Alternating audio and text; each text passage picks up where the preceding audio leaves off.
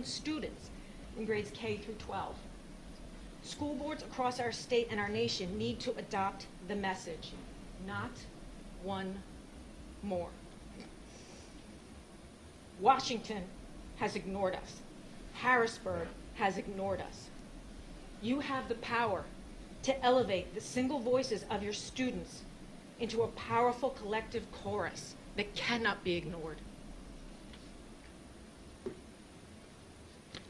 It would appear that the powerful gun lobby has bought off our legislators, who now routinely offer thoughts and prayers instead of the much-needed legislation that would allow us to take our schools and our communities back. You are in a position to exert a seismic shift in the gun legislation dialogue. Our teachers, our local law enforcement, and our children are at stake. Tonight, I ask that you use your voice to echo what we all owe our children and commit to the prolonged battle that will eventually provide what should be the right of every child in America, a safe environment in which to learn. I acknowledge that's a long-term ask, and that would be a long-term game. In the short term, my second ask is that you immediately amend the CB South Handbook threats policy. It should be strengthened so that no threat to shoot up the school can ever be quote-unquote unintended. Zero tolerance policy on this type of language must be enacted immediately. Immediate expulsion from the student population must result from these types of threats. As we've become aware recently in the news, 18-year-olds have access to military-grade assault weaponry. 18-year-olds who cannot rent hotel rooms or cars have access to this grade of weaponry.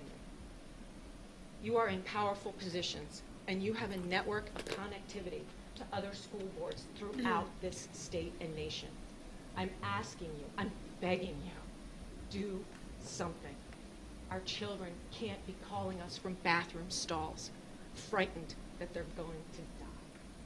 Thank you. Thank you, Tracy.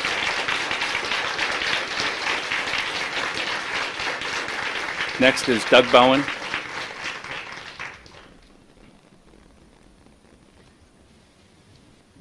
Hello, Doug. Thanks for coming out. Thank you very much.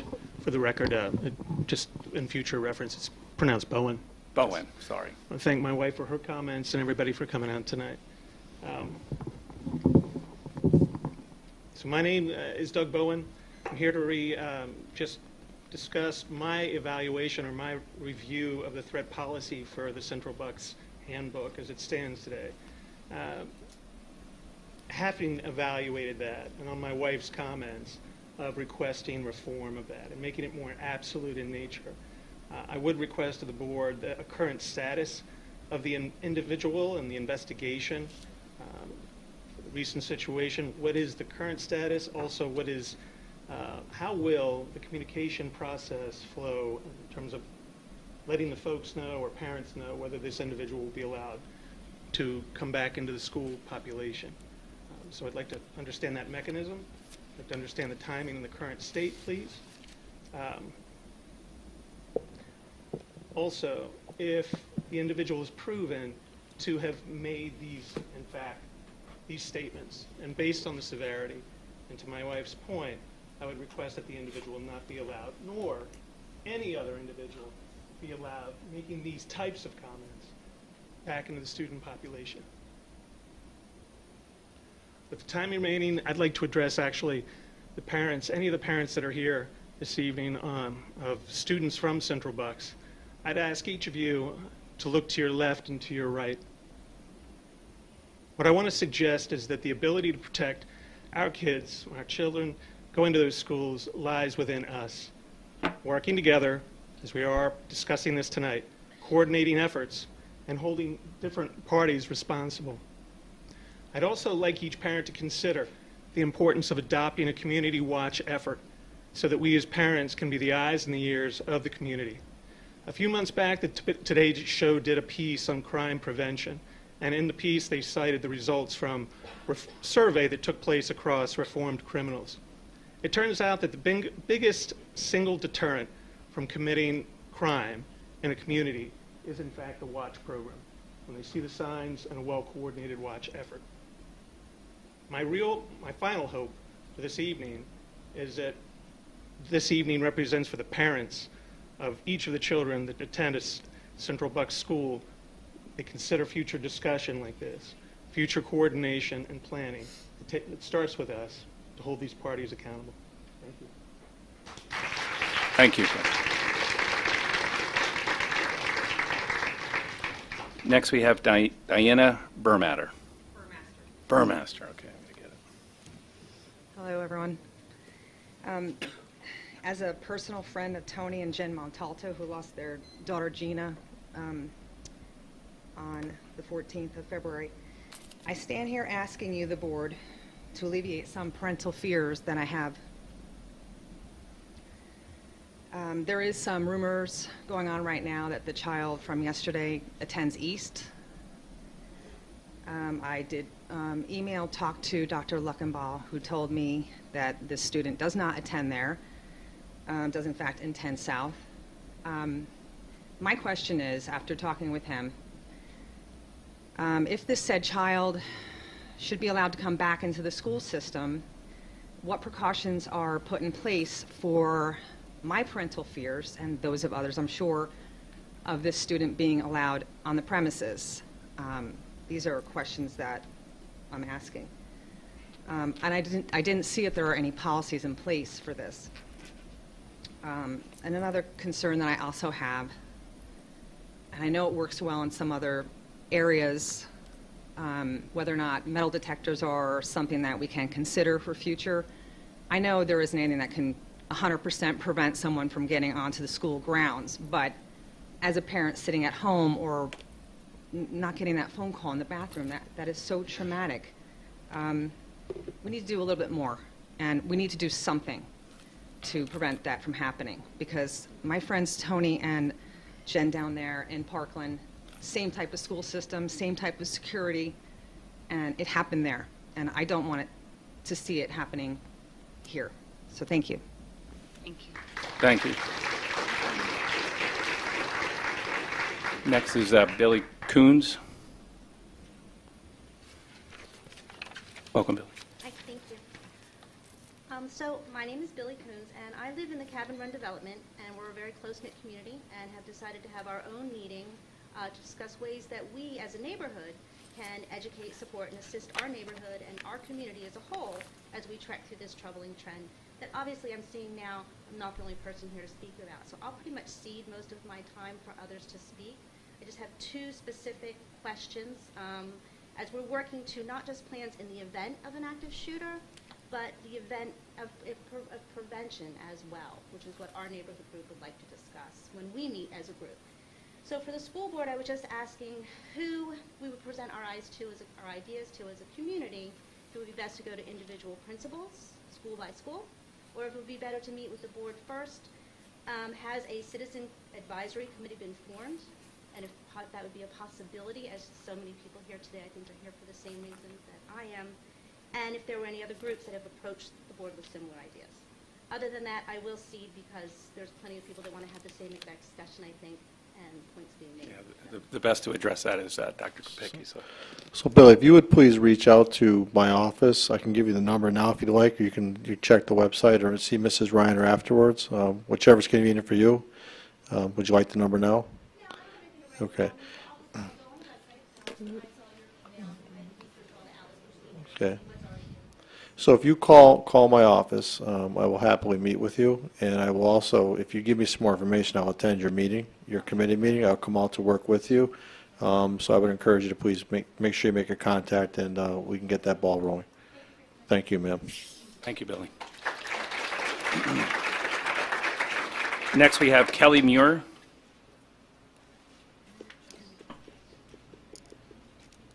Welcome, Kelly.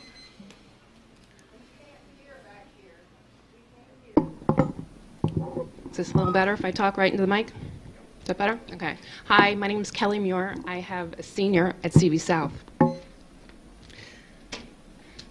I don't want to be emotional because no one's going to hear me if I'm emotional. So just give me a second. Not be emotional. Take your time. So what I know we have a problem. I know it's so much more complicated than what we can fix here tonight. I don't know how to fix the problem of violence in our school, but I do know we cannot sit back. Inaction has gotten us to this point. We can only move forward and fix this by acting. I'm not here to point fingers at anyone. I'm not here to point fingers at the district. I'm not here to point fingers at the police. The administration's hands have been tied with what they can tell us. I understand that. The police force's hands have been tied with what they can tell us. I understand that. Too much red tape, but all of these hands being tied have created these cracks, and our kids are falling through these cracks. I'm here for my child. I'm here for your child. I'm here for everybody's child. And we need to band together as a community. Why is this event, or actually it was really a non-event, wasn't it? Because of some fabulously brave kids who took the time to speak up and were brave enough to do that. So why is this event any different, or again, non-event, any different? I think there's momentum that's happening because of Parkland, because of some amazingly articulate and strong kids, and I'm going to take my lead from those kids. They're the ones who finally might be the tipping point. So let us all be that tipping point to move forward to an end to this violence. We have to harness that momentum and continue to fight here in our own backyard. And as parents, we need to teach our children to speak up. If we are passive, that's what we are teaching our children to do. I understand that the child in question has rights, and there's privacy laws, but does that trump my child's rights? My child should have a right to go to school and have his education without fear. We should all, as parents, have the right to send our kids without fear.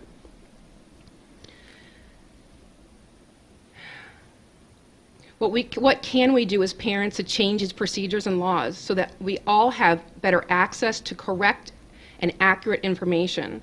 We certainly aren't getting it from the media. What they're reporting is there was a threat made back in November. I know that there's more to it than that, and I understand that complete transparency isn't possible, but more transparency, better communication. The communication that we got from the school I found really lacking, unfortunately, and I really do love the administration at CB South, but there was a lot more that could have been said and should have been said. Do we trust all the rumors flying around about on social media? No, I'd prefer not to. I'd prefer to deal in facts. I want to hear from you what we can do as a community. What can parents do to help you, help our kids? As educators, please educate all of us about what our next course of action should be so we can actually affect change, because no action is not an option, not for me. Thank you.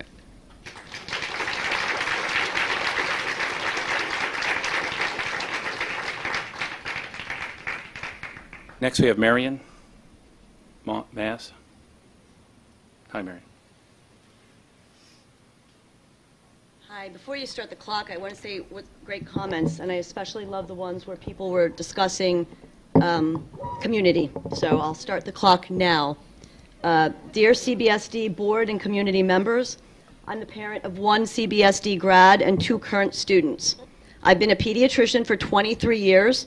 I trained at Duke and Northwestern. Like everyone in this room, I want safe schools and productive, caring, and engaged citizens. I recently learned of the student-planned walkout.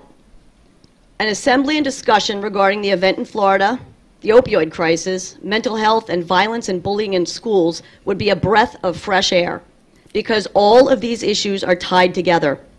A walkout is much less productive than a civil discussion with diverse viewpoints.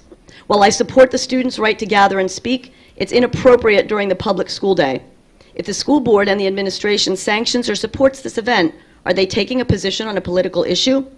What happens if other students want to have a walkout regarding other highly politicized issues, such as the environment or abortion? Furthermore, as a pediatrician, I have watched teens change over a 23-year career, and I have to tell you, it has not been pretty. I've seen an increase in violent behavior, entitled defiant behavior, and an increase in anxiety, and I bet all your teachers could parallel that too. What I do believe is driving all this. What do I believe is driving all of this? In my humble opinion, parents and leaders allowing our students to flaunt authority and letting them believe that they are the crucial voice in the room. To be sure, students' thoughts are important, but to step back and instead of a discussion, give over the floor to this generation who are so busy with their heads in their phones, playing violent video games, listening to music with shocking lyrics, and consuming Hollywood culture is wrong, and I don't mean every student. Frankly, I cannot believe the number of the adults willing to use these children for their own political agenda. Our youth need to be gathering Excuse me, everyone was quiet with the other discussions. Can you please stop the clock? Yeah. You're good. You don't worry That's about the all right. clock, Mary. Yeah. And I would ask that... Please let her speak. Thank you. Our youth need to be gathering life experiences and to be responsibly and non-partisanly discussing instead of forming a mob. Furthermore, maybe by us allowing them to think that they are the ones responsible for repairing our broken society, we are adding to their burden and thus perpetuating the anxiety that we see among today's youth. 1 in 5 children in our country are affected by anxiety. I see this every day behind the exam room doors as a pediatrician. Many of us have additional concerns that students who do not bow to the mob mentality are being shamed and even bullied. Our children are reluctant to share what is on their Instagram accounts because they know that one of us, like I am now doing, will step forward and expose this hidden, unspoken bullying. This is stifling free thought, the most important resource we have. It's time for an open, honest, and nonpartisan discussion. I'm even willing to help students of every philosophy, race, faith, and orientation have this discussion. But a mob? No. Just no. If Please, we are... Please, she has the podium, please.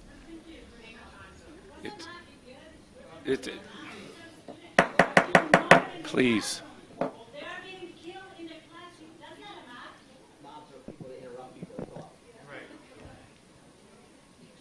Go ahead, Mary. If we are to be a civil society, can we please Ma'am. remove the person who's interrupting us or call security? Ma'am, please. Go ahead. If we are to be a civil society, we must model and expect respectful discussion from our youth. Please choose to move forward together with a civil discussion with respect for diverse viewpoints, protecting all that hold those diverse viewpoints, and above all, protecting the lives of all children. And I respectfully submit these comments with the idea that we're moving forward in discussing what will help to keep our children safe, like other people have discussed before me. But to stifle anyone's opinions and thoughts, it's completely wrong. Thank you very much. Thank you, Mary. Please stop. Next on the agenda, we have Jane Kirkwood.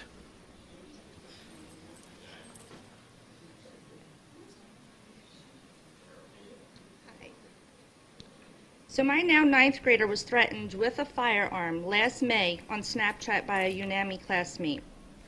I was the mom who received the phone call that he threatened to shoot up our house.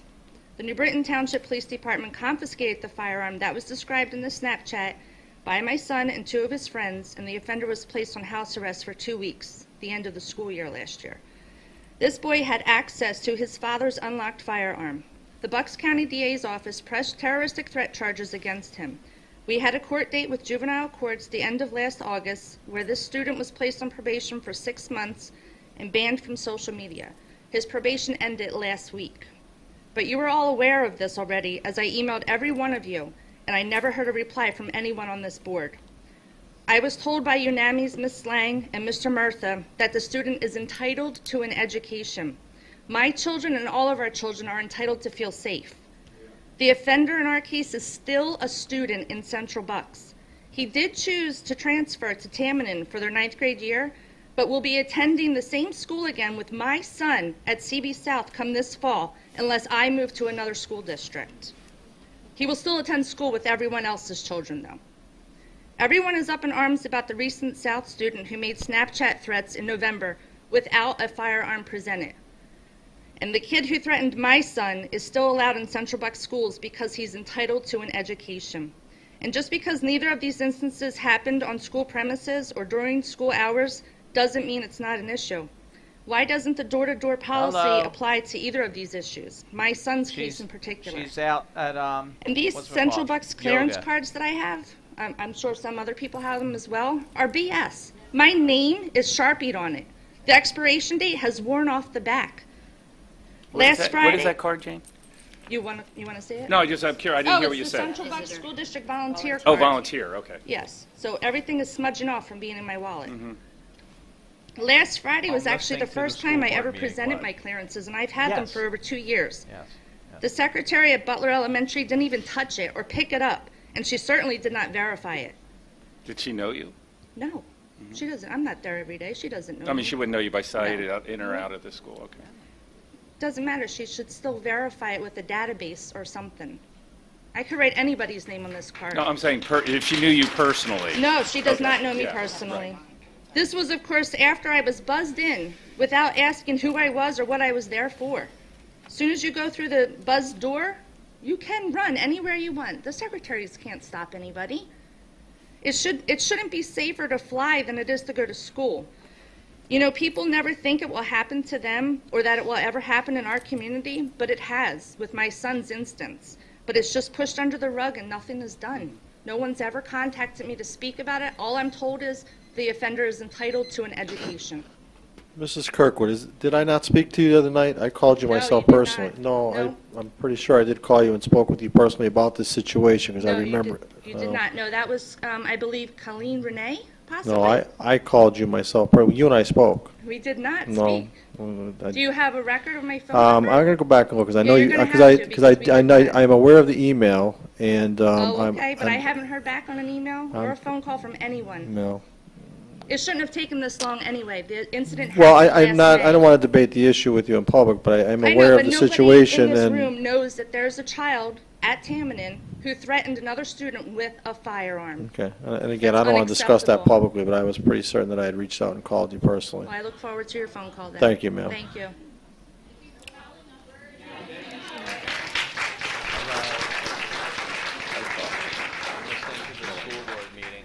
Next, we have, I'm sorry, I'm going to butcher this, Vita Larkin. Did I get it right? Vita?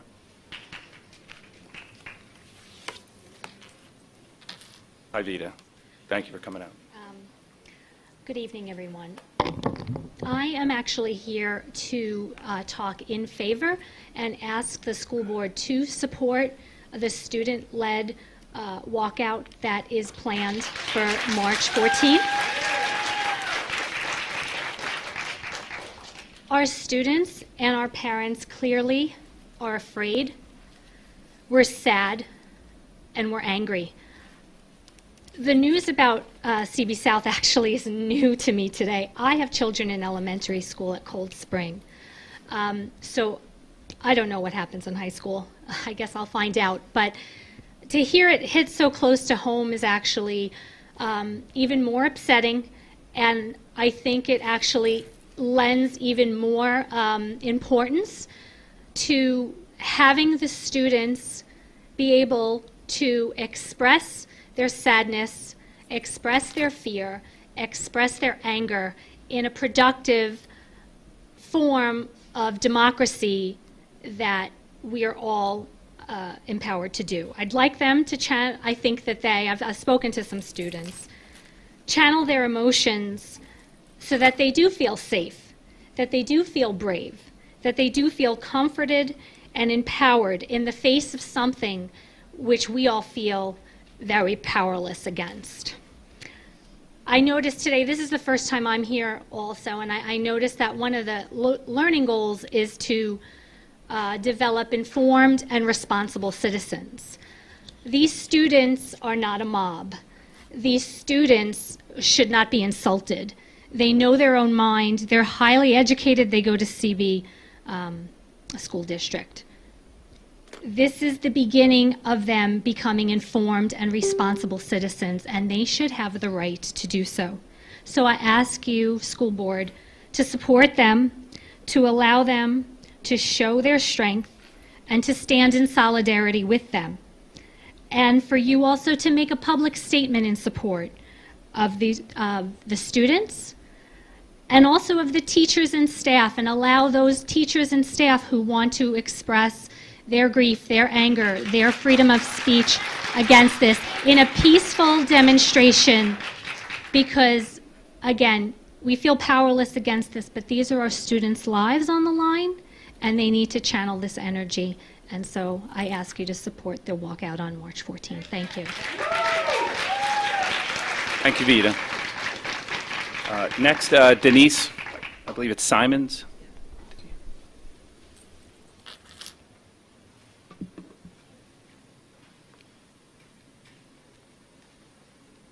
Thank you for coming out, Denise. I'm going to try to not get emotional either.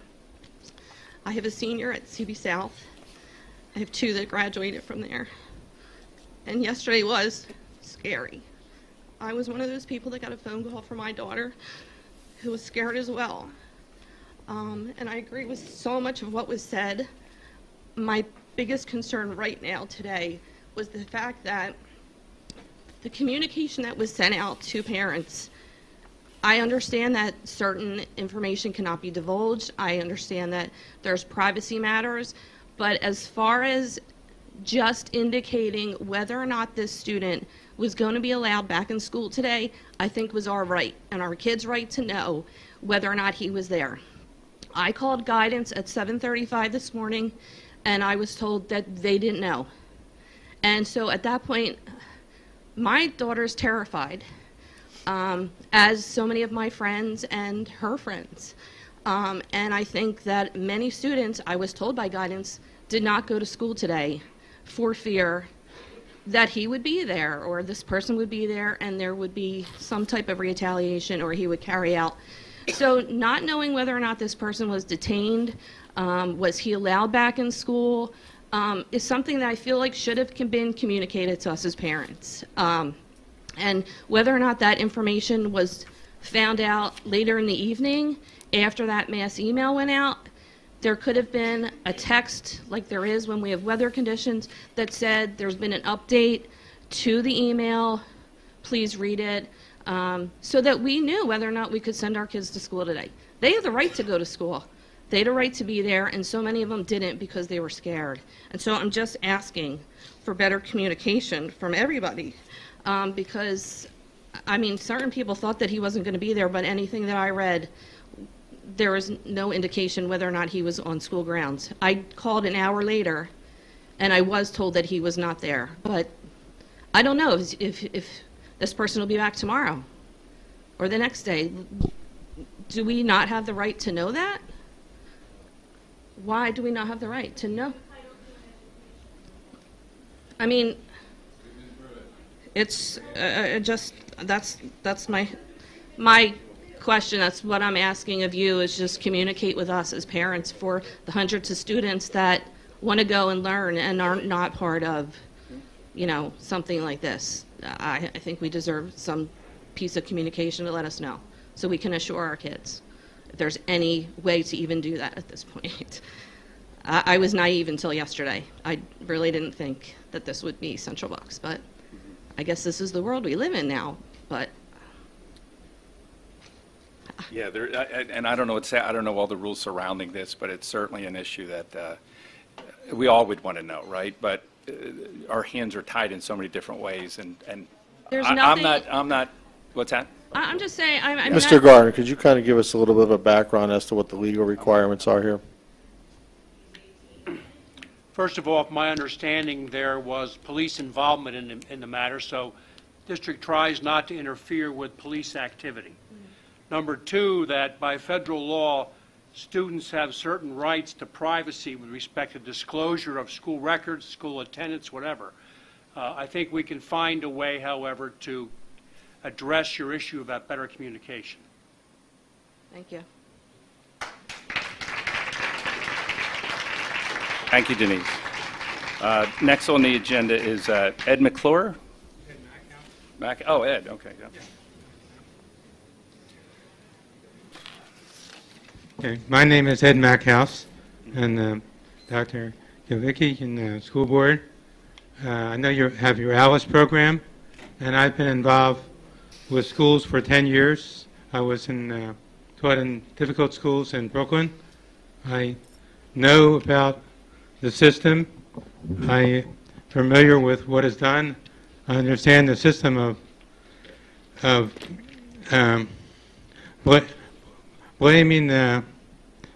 blaming innocent people and protecting the guilty. It's unfortunate that people believe that there's a magic governmental solution to solve all the problems, that there's a way to protect everybody all the time. But as a matter of fact, I would say that people that protect America, who are the most concerned with America, in spite of the thing, is the NRA, Jews for the Protection of Firearms Ownership, and President Trump. People smear and do not give the respect that's deserved.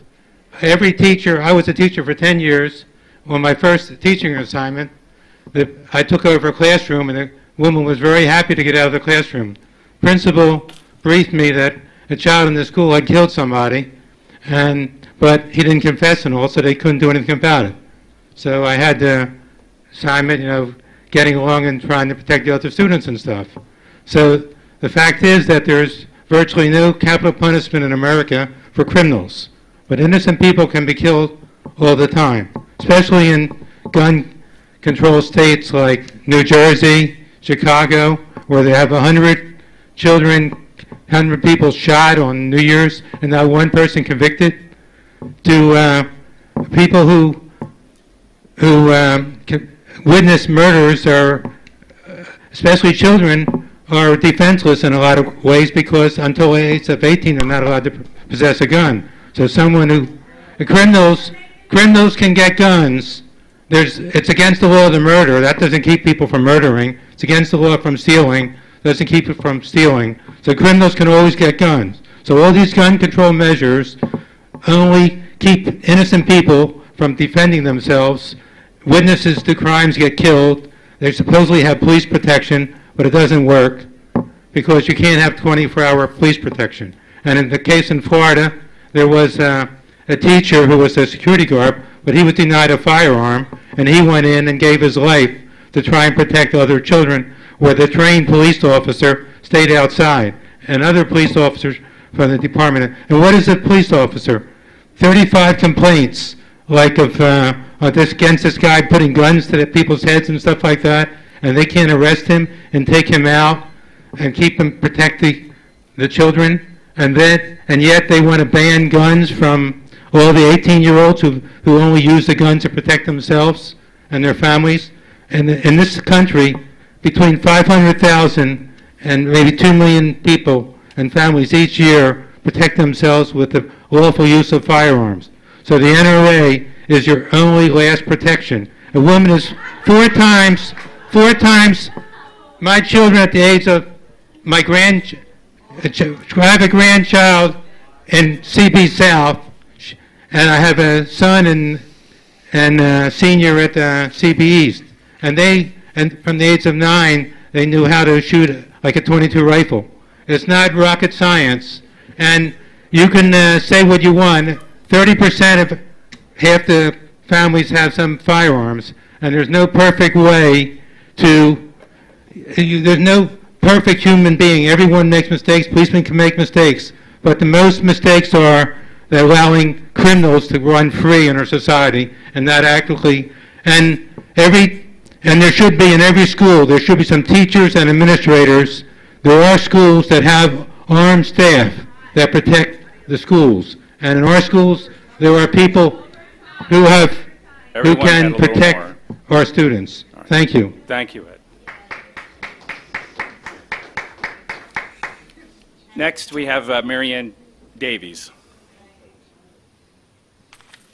Welcome, Marianne.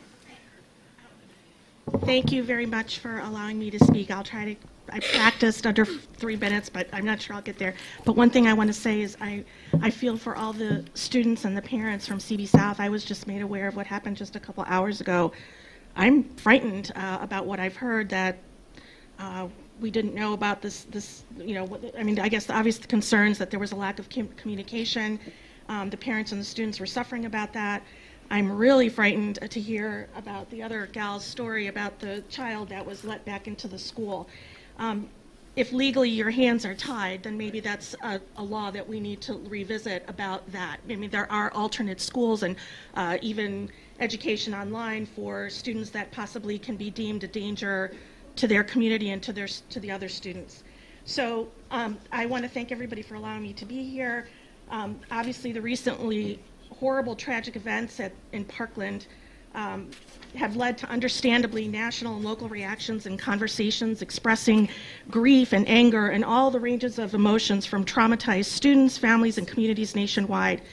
Students and families nationwide have also expressed their support for the students of the Parkland District, including all our students in our district. Some have taken political positions to express their views, and of course that is a positive way to affect some change in our democracy.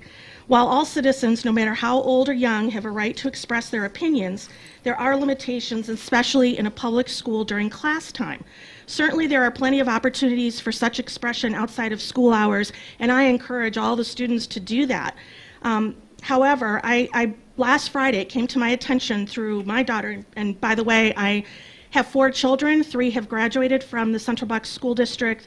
Our oldest son is a graduate of the Naval Academy. He is currently serving our country as a pilot on an F-18 Super Hornet, currently deployed on the Theodore Roosevelt. Our other son is a junior now at Shippensburg. Our other daughter is at University of Maryland, and we have a junior at CB West. So last Friday it came to my attention that many Central Bucks High School students, in conjunction and with the assistance and advice of several outside political groups in the area, are planning to do the walkout of school premises to attend a political protest on March 14th and return to campus. So the subject of their protest matters not for my purposes, as my concern is that the school board, which is a nonpartisan body as a matter of law, should not give tacit or explicit approval of such an event. The Code of Conduct rules exist that govern students' limited permitted reasons to physically leave the school premises temporarily on a school day. And an organized political protest, no matter how sincere the kids' feelings and how much they want to express themselves, is not one of them. If the school board and the school principals allow defiance of school rules, it is and can be construed as both an implicit and or explicit endorsement of the political activity. A waiver of resulting penalties for defiance of school policy can also be construed as approval or endorsement by the school and or the district. This is a slippery slope. I admire the kids that want to do this, I really do, but I think this is putting the board and the schools in a difficult position, because allowing students to walk out of school premises without consequences potentially opens the door to many more like actions by students, in which then the school board and the school administrators will then have to decide which political protests will be allowed during the school day. Would the Central Bucks School Board be willing to put themselves in a position that would undermine their legal duty to be nonpartisan? Also, my other concern is that there's been some bullying and peer pressure. There are many students who do not agree with the proposed actions or even the political message proffered by some of the other students and the organizations allied with them. And no student, teacher, or political organization has the right to intimidate or exert direct or indirect peer pressure on students who either have a different point of view or don't feel comfortable with disrupting their class time on March 14th as is being planned. Students have relayed to me, and I have heard from parents from other high schools in the district, about an atmosphere of intimidation and demonization against students who do not feel comfortable joining their peers on that school day walkout and would rather express their solidarity and support for the victims of the Parkland shooting by means of other gestures and actions. Should this protest be sanctioned by Central Bucks School District, what measures will be taken to protect the safety of the students who will be left in the classrooms? Will teachers be required to abandon their classrooms to supervise the students leaving the building? Will school personnel be required to leave their normal workstations to chaperone the protesting students? What measures will Central Bucks School District take to ensure that students who do not participate are not thereafter bullied, mocked, harassed, or shunned by their peers who did so? And my solution or suggestion is that there are many outlets exist for the students to engage in their political activism after school, before school, and on weekends and holidays. Rather than allow a school disruption on March 14th that affects all students, faculty, and staff at the school, I propose that Central Bucks School District and school administrators organize moderated school assemblies to allow the students to have a forum to express their opinions, ideas, and suggestions about this difficult topic. We should hear the diverse opinions of our students about the issue of school safety. In addition, I would support a Central Bucks School District organized, non-political community forum that includes safety and security professionals, parents of school-aged children, mental health professionals, local law enforcement, teachers, and administrators. The students in Parkland were failed by many people and government organizations that had multiple opportunities to stop, detain, arrest, disarm, or institutionalize that perpetrator, and they didn't. If similar circumstances happened here, who has a duty to report a dangerous individual? Who has the authority to implement an involuntary commitment, confiscate weapons, or report to a national registry? Should Central Bucks School District consider a safety risk security assessment of all school buildings and implement best practices recommended by such an assessment? These are some of the types of questions and productive conversations we, as parents and a school community, need to have to ensure that our students never have to experience what the Parkland students did. Let's understand and come together and place the safety of our students and a safe learning environment above partisan politics. Thank you for your consideration. I'd be happy to answer any questions online. Thank you. Thank you, Marianne. Next is Justin Fayette. Welcome, Justin. Good evening. Hold on a second. Hold on a second. Ma'am, you need to stop. They have a right, no matter how much you disagree, they have a right to a voice just like you do. And they shouldn't be rude to you, and you shouldn't be rude to them, no matter what. You know, you wonder why we have some problems. This is the example our children do not need. We need to treat each other with respect, and I'm asking you respectfully to treat people with respect. If you can't do it, we're going to have to ask you to leave. I'm sorry. Good evening. My name's Justin Fayette, and I am a sophomore at CB South. I'm 15 years old. I have a dream one day to go to college, get a degree, move on, move out west, California. I don't know. But after the last few days, all those dreams are put into question by the safety of school, which is ridiculous. I shouldn't have to be here. It's sad. I'm sorry if I get a bit emotional. I do apologize. It's just, there were a lot of mistakes in Florida that we've seen. That student was expelled. He was expelled from the school a year ago, and somehow he was let back on campus, and a whole bunch of people died. People with dreams, just like me. Everyone today had a fear. I saw countless students say, I don't want to be here. I'm scared. We shouldn't have to deal with that. We're 15, 16, 17 years old. We shouldn't have to worry about the actions of one student who has a bit of angst or just has some mental condition that could affect the rest of us. I'm not here to politicize. I'm not here to talk about gun control. That's a separate issue. I'm here to talk about prevention. Mental health is incredibly important. That's what leads to all of these. In Parkland, there were countless signs saying that that kid was very unstable and probably shouldn't have been in a school environment. I'm not here to talk about the means of which he should have been removed, but if there were checks put in place, like our resourceful school guidance counselors, it would have probably been a lot easier to prevent. There were a lot of failures beyond that, and I understand it's not that simple, but there really should have been more to prevent that. Now, Dr. Kopicki, I have a lot of ideas that I'd like to convey to you, and I'd like to talk with you one-on-one at some point, and I'd like to give you my phone number afterwards, if possible. But I'd like to leave off on this point. What if what if it was not found that that student had that text conversation back in November? What if the school board knew nothing? What if the school district knew nothing? Where would we be today? That's the question I want you guys to think about. Because some of my friends, some of my best friends that I've been at South, the bonds that I built over the 5 years I've been in Central Bucks since 5th grade, they could have been destroyed. And I just want you guys to think about that. Thank you. Thank you, Justin.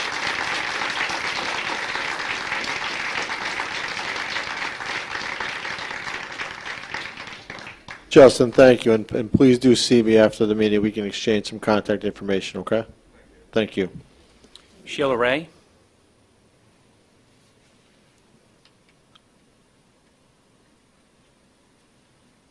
Welcome, Sheila.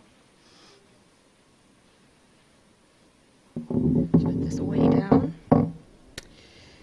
Hi, my name is Sheila Rai, and I'm a parent of a future CB student. He's just 4 years old, and have been an educator for the past 14 years. I'm also a member of the Justice, Equity, Diversity, and Inclusion Council here in Doylestown. As a parent, I'm terrified of what's happening in our country and the fact that school shootings are becoming more and more common. I have a lot of ideas of what can be done, but today I'm here to support the student-led 17-minute-long student walkout planned for the 14th in every CB middle and high school, as well as across the country. I strongly support this because I'm really proud of these student leaders. They have totally renewed my faith that change can and will happen. And I'm so glad that they are empowered to know that they can be the difference in this world. I'm very thankful to the Central Bucks administration for promising no repercussions for the participants.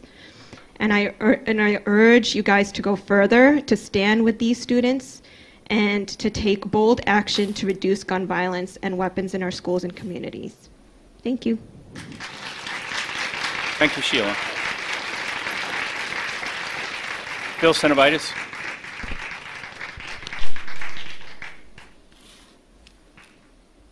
Hello, Bill. Good evening.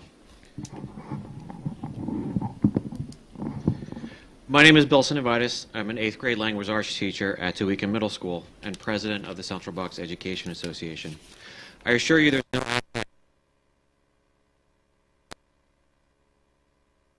As an organization of 100...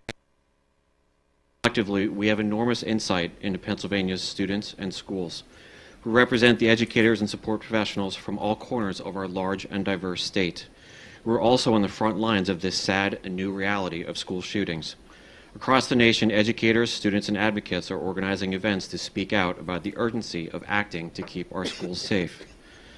I know that we will hear a broad spectrum of solutions in the coming days and weeks. I also know that many of our educators are passionate about federal issues related to sales of certain weapons. One thing I do know is that arming teachers and support professionals is a bad and dangerous idea.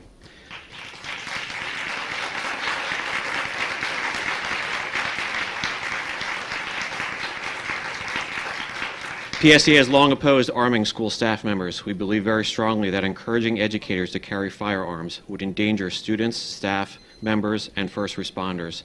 And we spoke. Next, we have Karen Vecchione.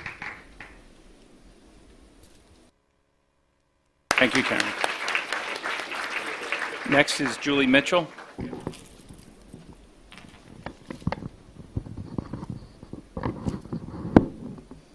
Welcome, Julie. Thank you. My name is Julia Mitchell. I'm a junior at CB South. I turn 17 next month, and I've had 2 experiences like this in my life.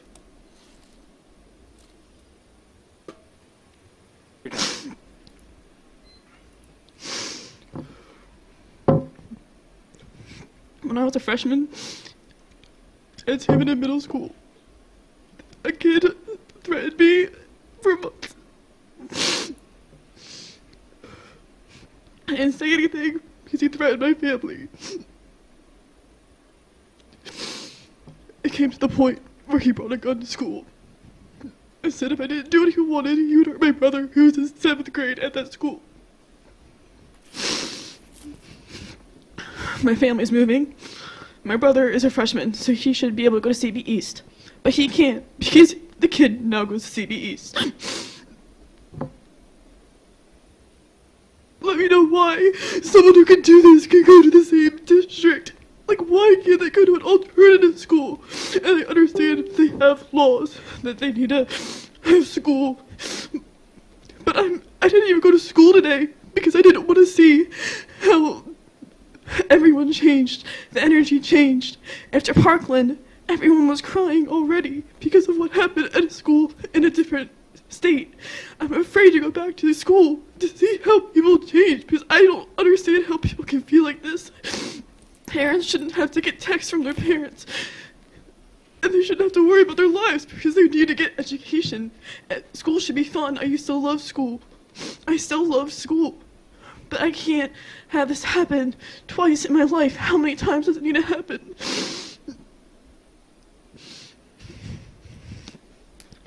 That's all I have to say.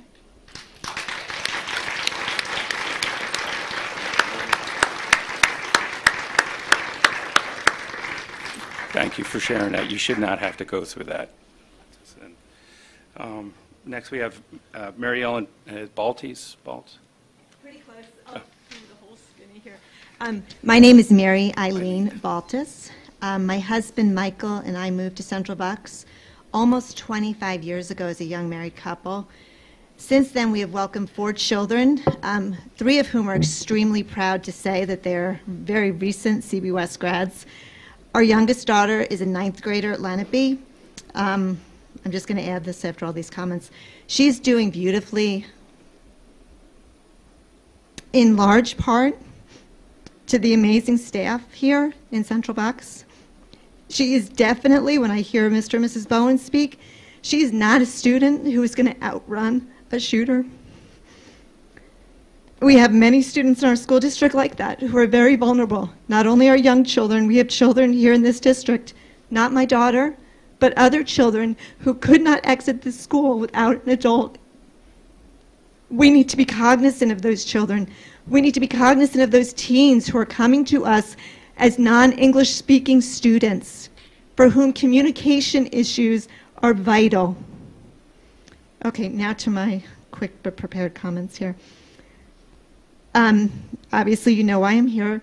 I'm here to implore you to increase and improve security, essentially to harden our soft targets at our 23 district schools and to do and to better address the evolving mental health needs of our students. As we all know, school security is a multifaceted, complicated problem for which, in the wake of assault-style attacks, there are no easy answers or established, proven protocol. We're all operating in the dark here, right? I am heartened that CB has identified and taken some very important steps in safeguarding our children and staff by doing things like creating storefront entrances, installing cameras, hiring SORs at the high school, and introducing ALICE training. While we are waiting, hoping, praying for our lawmakers to make crucial legislative challenges, and while we as a district are hopefully, I don't know this for certain, but I'm hopefully that we are pursuing audits and recommendations from school security experts, I think that CB can take seemingly small but very vital steps in the short term. Admittedly, these tools will not prevent someone who is determined at all costs to harm and kill from entering one of our schools. But first, let's talk. We must reduce, in my opinion, and eliminate unnecessary traffic in and out of our schools. Let's investigate measures like placing grade-level bins in our storefronts for dropped-off student items like lunches and sports equipment. Our doors don't have to keep opening. They don't. Next, we can empower our community, and empower our community and our police to deter school violence. Let's consider subscribing to tools like the Sandy Hook Promise Say Something app as a district so that students and community members have a vehicle to support suspicious activity. They can do that anonymously so we don't put our students in a position of he said, she said, or fearing retaliation. Further, we must embrace 2018 technology. Let's investigate the feasibility and legality of school safety suites like Digital Fly that monitor social media in our geographical area. In talking with other parents last week at our Parents' Council meeting, it is clear that addressing the evolving mental health needs of our students is a top priority. Hiring a district social worker has been a tremendous first step. Parents also mentioned bolstering our guidance teams with additional mental health professionals who can lighten the overwhelming load and who can do more outreach with families and community resources.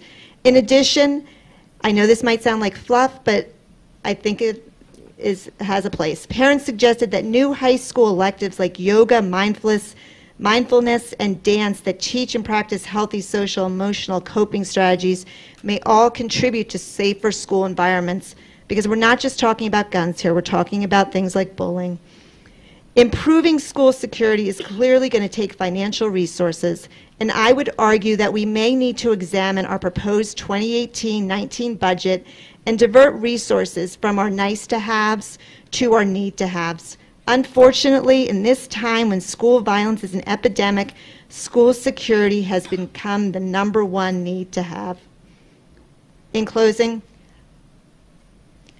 I want to say I'm sad. I'm sad because our schools are for learning and for teaching. I'm sad for our administrators, our teachers, who cannot always be instructional leaders because they are distracted by this issue. I want to thank you for your past commitment to proactive security measures. My hope is in you and in all of us to investigate and implement new safety protocol in Central Bucks. We must make protecting our greatest assets, that would be our children and our staff, our ultimate point of pride. Thank you.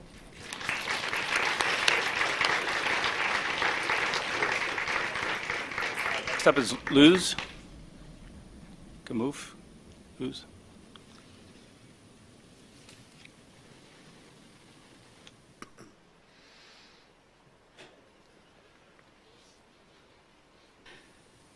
My name is Luz Gamoth. I'm the mother of 2 children in Central Bucks, a child in Gaiman Elementary and a 15-year-old in CBEs. I can assure you my child, it does not fit the description that was read here today. He's an AP student. He's an outstanding student all across the board, not just for grades, but also for behavior. Anybody at the schools that he had attended, Gaiman, Tohican, and CBEs will attest to that. Every teacher, every person, every administrator. So I am very offended by the description of somebody here today about our youth. Not only that, but I am also a professor at Montgomery County Community College. I've been a professor for 18 years. I am a graduate of the University of Pennsylvania, all of my education from that university, and I speak from information and from knowledge. That description of our youth is wrong.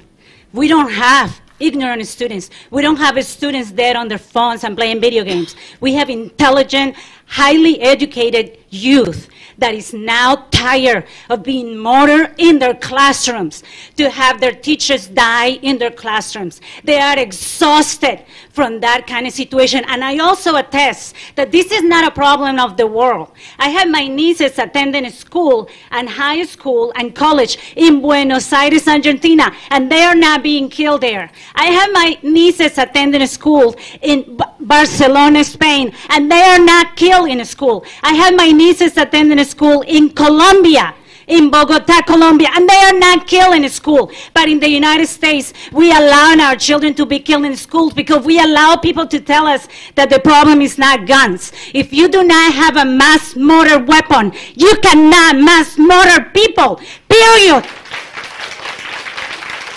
And that is the truth. And I know that because all my life I have witnessed this. And another thing, I believe in America. Americans are not especially violent people. Americans are not especially mentally ill people. So you cannot tell me that in this country you have more mental illness, and that is why. You cannot tell me that, oh, Americans are just especially violent. That's false. The problem we have is that we have mass murder weapons in the hands of 18-year-olds, 19-year-olds, and people who should not have it. And that is it. And these students want the opportunity to walk out and express their opinion because their elected officials are not listening to them. So I urge you as parents, as educators, as school officials, to listen to these children and not only support their walkout by saying you can walk out without a problem, but you walking out with them is their lives. You should walk out with them. Every teacher should be outside that morning. Every parent, everyone. These are our children that are being murdered at schools, and that is absolutely unacceptable. That's it.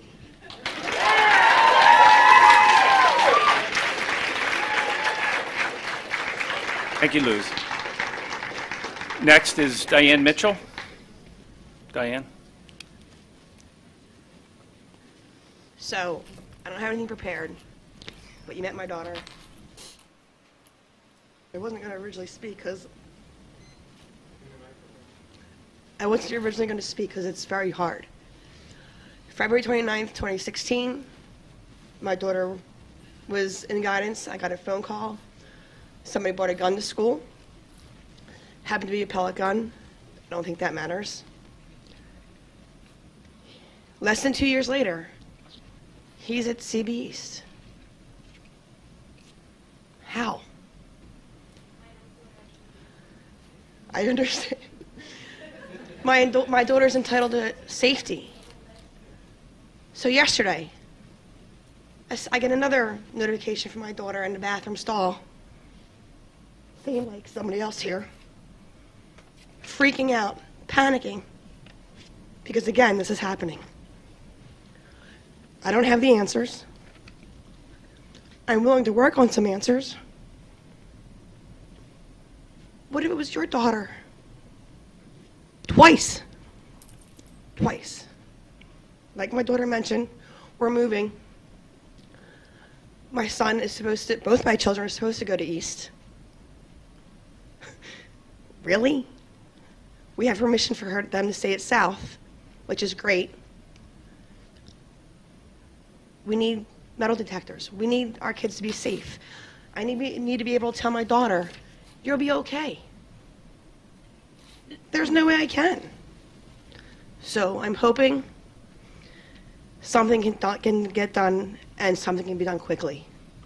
I don't understand why our banks have armed guards, our airports, but not our kids.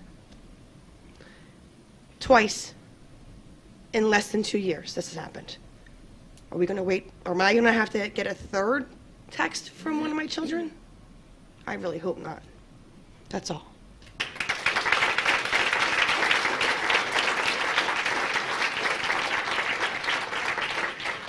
And last, we have Jamie Margella.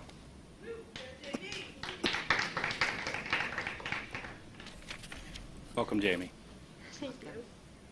I'm emotional just thinking about this.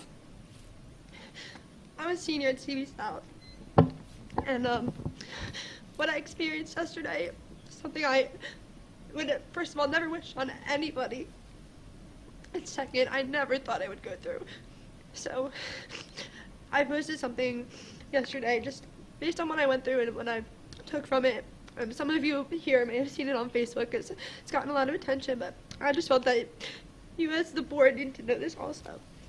So, as a senior at CB South and someone who's gone to school with his kids since elementary school, I have to say that as scared as I was, I am also not surprised, which many students also said about Cruz in Florida.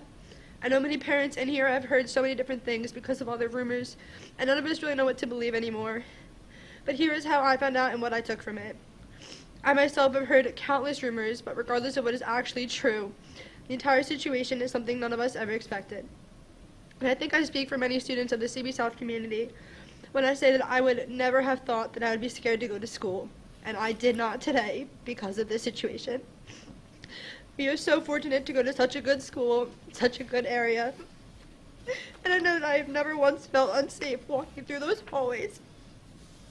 But yesterday, when I walked out of the library during my lunch period, I saw multiple cop cars outside of my main entrance.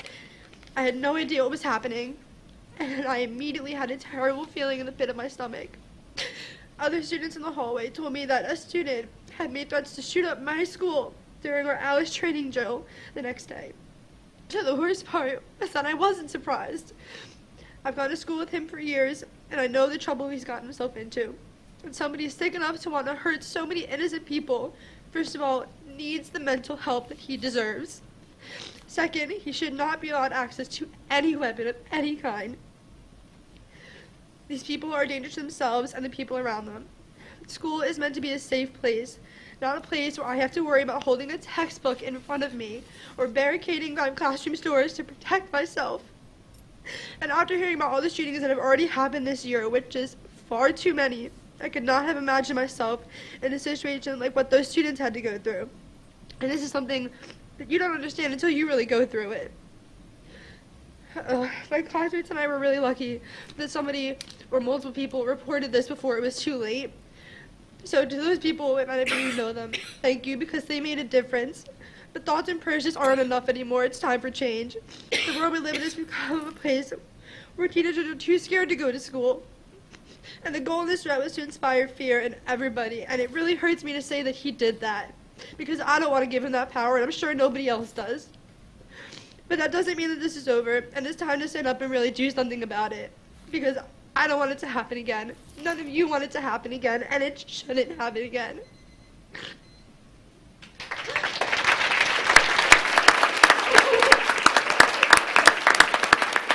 And it shouldn't, Jane.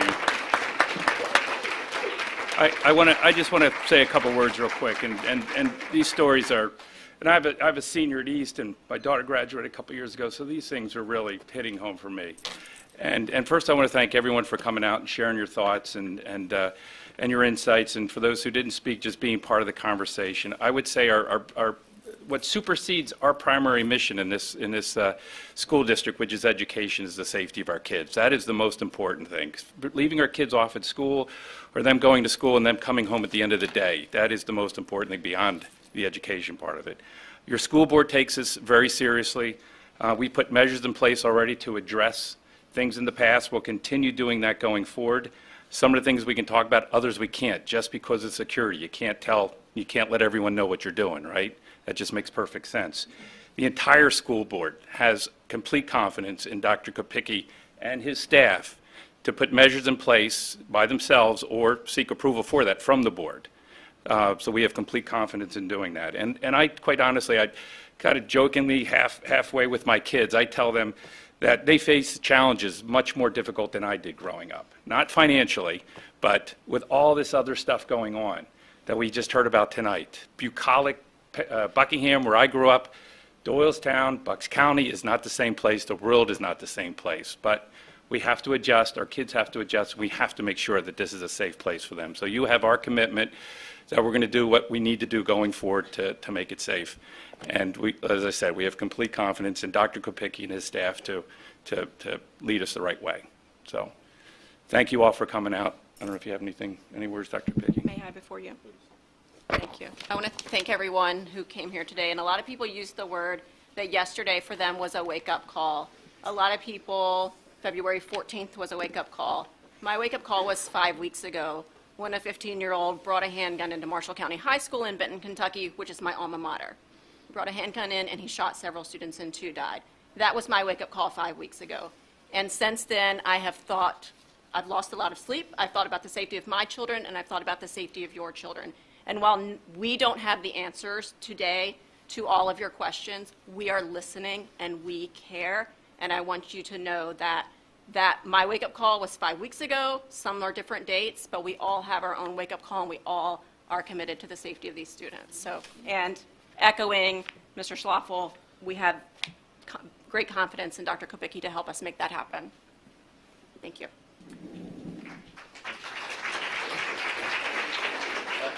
And to echo that, unfortunately, my wake-up call was Sandy Hook. I had an acquaintance lose their child there. And let me pull this closer. Usually everybody can hear me, but so I can tell you, I have a wife that's also a teacher in this school district. So obviously, every time I send my child off and my wife goes off, we shouldn't have to worry, are they going to come home when they're going to school? And we continually, the operations here are continually looking at what is our weak points. We've installed cameras. We've had people come out and professionals come out and look at our buildings constantly to see what else we can do. This conversation never ends with this board because there's nothing more important than our children and our employees that we have here. And it's a scary world. I'm scared for my son who's going to be going to East next year. You know, I worry about him after he graduates. What is this world going to at this point? You know, this is supposed to be the happiest time in their lives. But you got to know that this team of 10 here is committed to making sure your kids are safe. And a lot of it starts at home, I have to tell you. We need to have better, open conversations with our children about bullying. because a lot of what I've been reading, I had a Boy Scout, a Cub Scout who's looking to be a Boy Scout, had actually sent me a questionnaire over the weekend about how can the students make themselves safer. And I really thought about it, and after these last 2 shootings, I've been trying to digest as much information as I can. And a lot of it has to do with these students feel disenfranchised. They feel like they don't have anybody to talk to. They have no friends. So we need, as parents, including myself, we need to have the tougher conversations, and we need to stop the picking on that goes on, the bullying that goes on. These kids need to know that they can talk to somebody, no matter what somebody says to them, and know that they're safe. They got to know that they can come home and talk to their parents. They can talk to our administrators. But the tough conversation has to start at home, and then we need to pick it up where you guys have left off and make sure these kids are safe at all times. Really appreciate the conversations. You guys gave us a lot of great ideas. I know Mr. Kopicki's got a lot to say. Know that Mr. Kopicki was there at the school today. The police chief was there at the school today. I was personally there at the school today to make sure that we had eyes at every level. And it was impressive how it was handled within the school as the kids came in to give these kids as much normalcy as they possibly could. I guess I'll leave it to anybody else for Dr. Kopicki.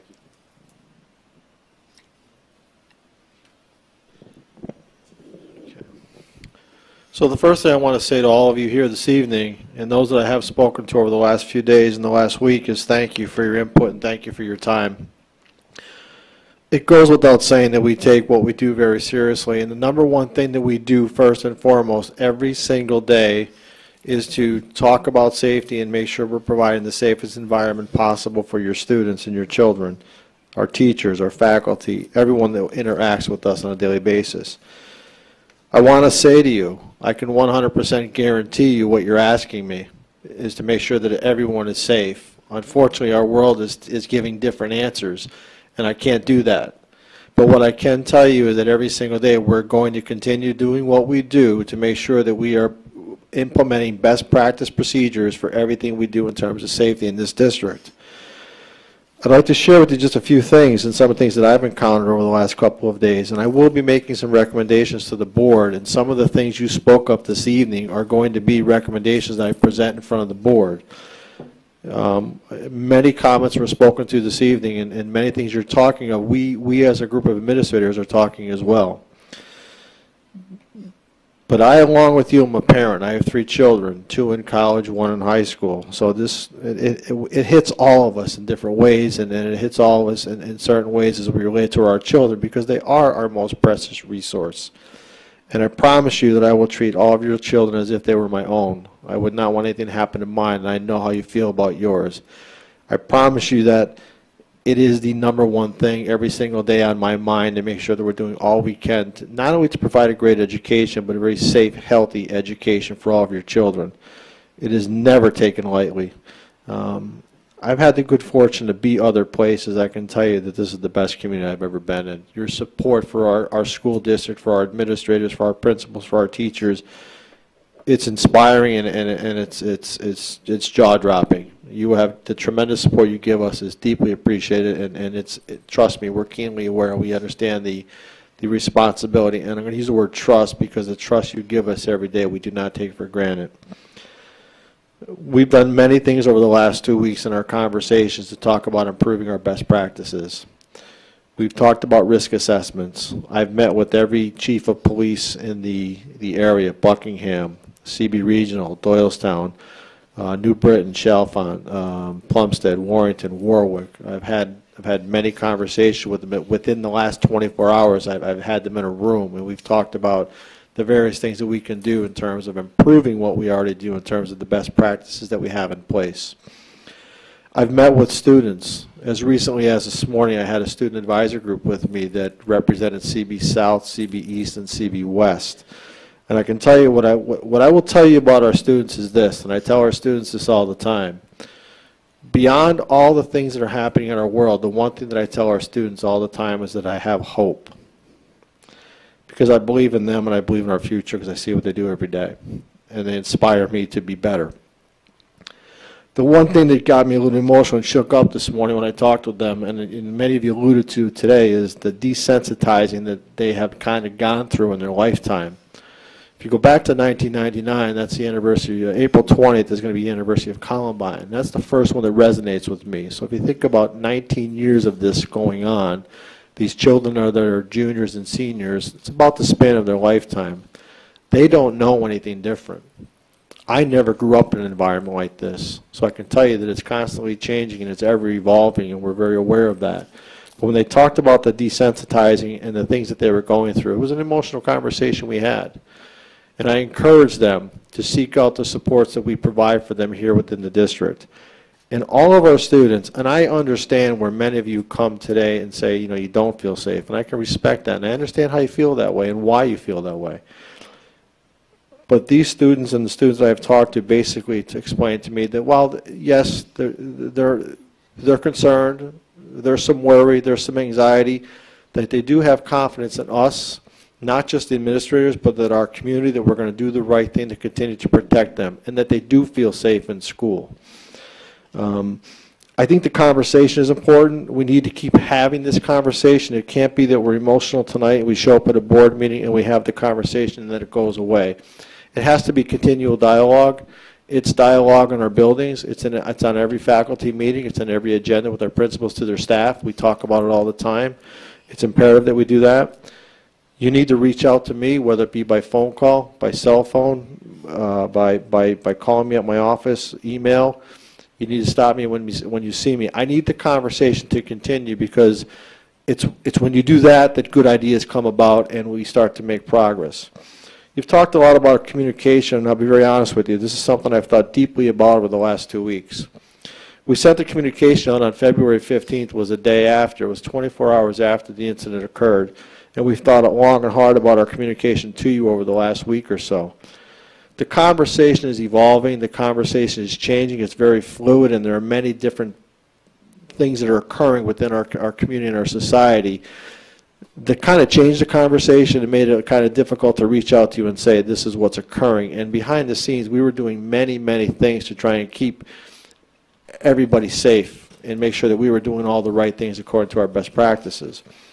I know you want me to communicate and tell you a lot of things, but you have to be patient, and I'm asking you to trust us. There are things that we just don't want to say because we want to protect our kids. The walkout, I have not publicly said that I support the walkout or don't support the walkout. What I will tell you is this: I support our kids. And I want to continue to have a dialogue and conversation with our kids because that is changing every day. Some have ideas of what they'd like to do, some do not. Those I met with today, we had good conversation about what does it look like. And I can tell you that I'm not going to be the superintendent that publicly states I support a walkout of kids leaving our buildings and putting them possibly at risk outside to announce a time, a place, and a date as to where they go. But I'm also not a fool to sit here and say to you that I'm fully aware that they may protest. But I am asking them to engage in peaceful protest under their lead. But I would surely prefer to be inside than outside. And I think that offers the best safe environment for our kids. I understand the emotion. I understand you wanting them to have a voice, and I'm telling you we are encouraging them to have a voice and talk with our principals, talk with our administrators, talk with our teachers, talk to our parents. But I do not want to encourage them to put themselves at risk. And when I talked with the group today, and as I've been talking with them over the last week, they understand it really well. And I'm not a fool. Again, I do expect probably a group or whatever it may be will demonstrate on the 14th, but we're going to do everything we can to have them lead the conversation and talk about peaceful assemblies that maintain safety indoors. I hope you can understand and support that. That's important. I have been inundated with emails and conversations in terms of people wanting me to support that, and I hope you understand why I cannot. The number one thing I'm charged with is to provide a safe environment for your kids. I would do that for my own. I will do no less for yours. So I promise you that we are going to do everything we can to make sure that their voice is heard, the conversation continues, and that we support them. Common sense advice is the same thing that I would tell you, that the best practices that I've been taught and been talking with the law enforcement officials over the last 2 weeks, it's to see something, say something. They are the things that occurred, and I know you want information in regards to yesterday, but it was to see something, say something that led us to the conversation that took place yesterday that protected your kids and will continue to protect your kids. I will always try and be transparent, but I'm going to again ask you, you have to trust us and trust me that we're doing the right things by your kids. I will communicate as much as I possibly can, but understand there are some restrictions placed on us when these investigations take place to prevent us from doing that. And then lastly, I would say to you, well, one thing I'm going to say to you, social media is a problem. It's a problem that we deal with. It's a problem that it's that whisper down the road.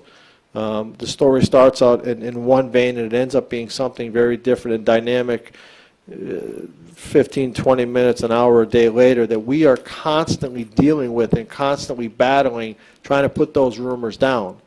I can tell you most of what I saw, and we monitored it because we have to, was false on social media. It was truly false. If I spent all my time and our administration teachers spent all our time chasing down those rumors, we would never leave the screen.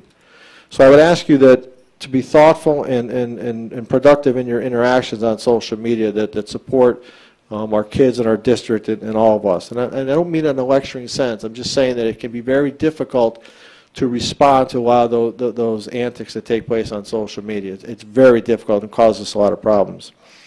And then lastly, and I would like to say this, I am very grateful to work here, and I'm humbled by the support that this board has given me and the support and the love that you have shown me since I have come into this community. It is not unnoticed and is not taken for granted. I'm humbled by it.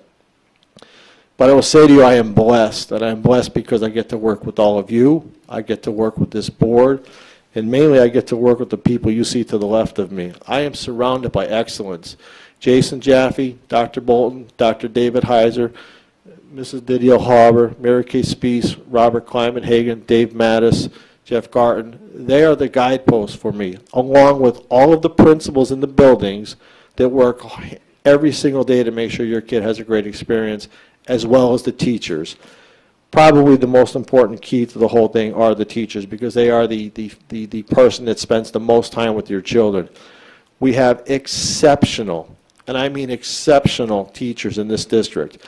You spoke to it a lot this evening when you talked about the whole child. I have never seen a district operate and educate a whole child better than I have here in Central Bucks. So I thank you.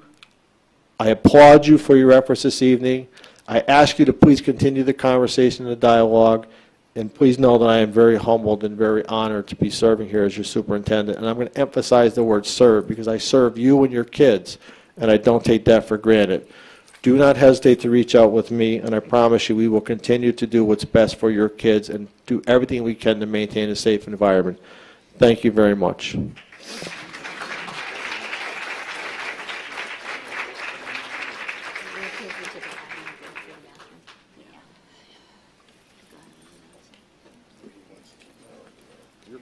you guys need